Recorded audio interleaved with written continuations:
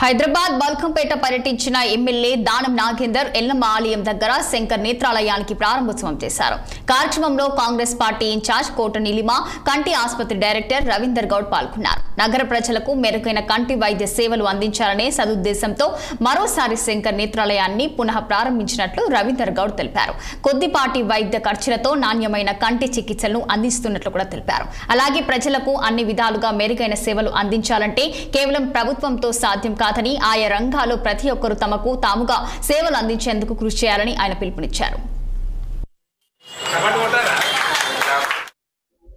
ప్రారంభించబడింది. ముఖ్యంగా ఈ శంకర్ నేత్రాలయం కంటి ఆసుపత్రి ఉద్దేశము సనత్ నగర్ నియోజకవర్గం అడాప్ట్ చేసి అందులో ఉన్న అంధత్వాన్ని నివారించడం, అవసరమైన వారికి ఉచితంగా కంటి అద్దాలు కానీ కంటి ఆపరేషన్ చేయడానికి కూడా మన శంకర్ నేత్రాలయం కంటి ఆసుపత్రి ఎప్పుడు ముందుంటుంది.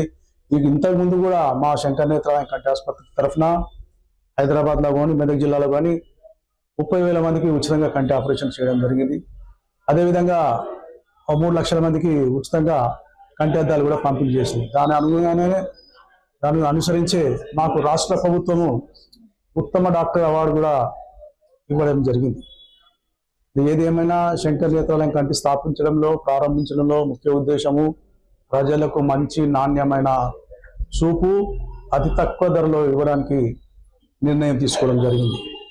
మరి ఇటువంటి సందర్భంలో మరి ఈరోజు దానం నాగేందర్ గారు, కోట నీలిమ గారు వచ్చి మా శంకర్ నేత్రాలయం కంటి ఆసుపత్రి పునఃప్రారంభానికి దోహదపడి ప్రజలకు కూడా మంచి సందేశం ఇవ్వడం జరిగింది.